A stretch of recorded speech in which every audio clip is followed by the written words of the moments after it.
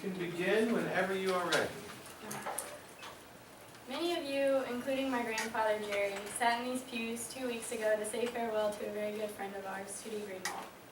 Today we gather again in sadness and shock as we say farewell to another one of a kind. Jerry Killam was a loving husband, father, and grandfather.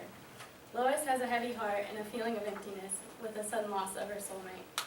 Rich, Shelley, and Danny have feelings of sadness and worry as they prepare to let go of their father and embrace their heartbroken mother. Myself, as well as my brother and cousins, have feelings of sorrow and grief because the patriarch of our family has been taken from us too early.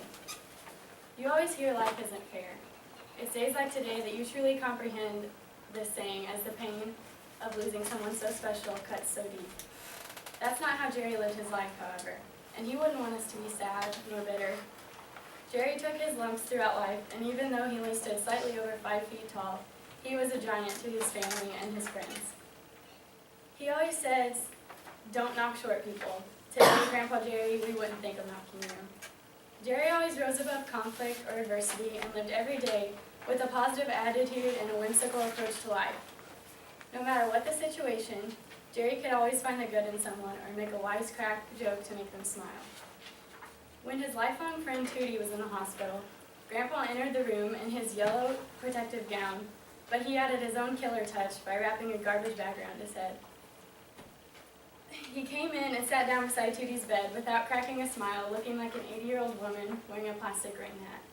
It made everyone in the room laugh, including Tootie, who struggled to smile during her final days. When we think of Jerry Killam, we have to smile. He had a childish, honor side to him, but his personality was electric and could light up a room. To complement that honor side, Jerry also had a soft and sweet side. Whether he was looking after Lois or taking care of the grandkids he adored, he did so with compassion. He was one of the most caring and unselfish individuals I've ever met. When his dad was sick and his mom had to work in Springfield, Jerry went to his dad's house every day to make him toast and eggs for breakfast. When his kids were out during their younger, wilder days, Jerry would lurk in the darkness waiting for them to make sure they made it home safely.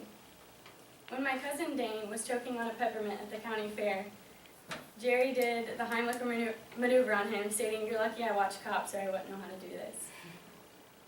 When Grandma and Grandpa's home was in the path of a tornado in 1979, he drove right along with the twister as it winded down Dutch Lane in order to get home to make sure Lois and the kids weren't in harm's way.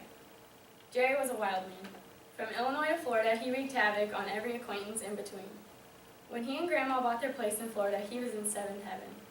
He loved stopping off to visit his friends in Kentucky. Once they got to Florida, though, Jerry and his buddies went to every flea market and yard sale they could find. He never needed anything, but he always thought he might find something that could come in handy. He was a master at wheeling and dealing. There was one item at a yard sale that was not marked 10 cents.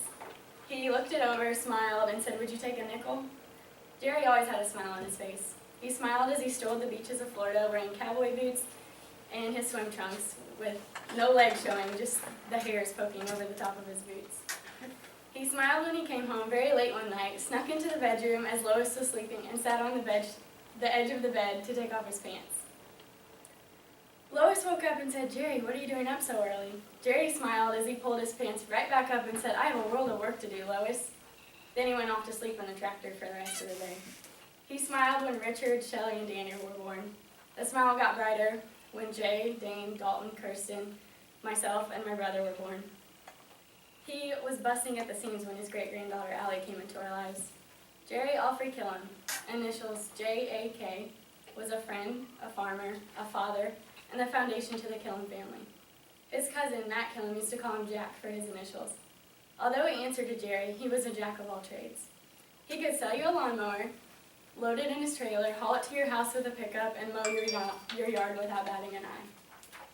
He was Jack in the Beanstalk. He thrived on growing not only beans, but any other grain, grass, or vegetable he could grow in his lawn, garden, or field. He was like Jack Benny as he entertained masses and made people laugh. He was Jack Be Nimble, Jack Be Quick, as his short, stocky legs propelled himself in a foot race in Florida. He was like the whiskey, Jack Daniels, with his intoxicating personality and his zest for life. He was like Wolfman Jack with his hairy arms, legs, and chest. He was the hairiest person I've ever met. He was also the jack of hearts, as he loved his wife and his family more than anything in the world. Jay will miss hearing him say, "When you sit down to eat, take your hat off or your hogs will die." I'll miss hearing his energetic voice say, "What are you monkeys up to?" every time I step foot in his house. Lois will miss hearing him say, "I didn't eat soup when I was poor."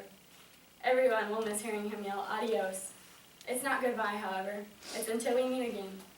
Jerry hated to be late. He was always on time, if not early. He definitely arrived to heaven early, way too early. Lois once said, "Jerry, do you love me?" Jerry replied, "I'm still here, ain't I?" He did love you, Lois. He loved your entire family. Even though he's not here anymore, he'll remain in our hearts and our memories. Rest in peace, little man. You left a huge footprint on this world.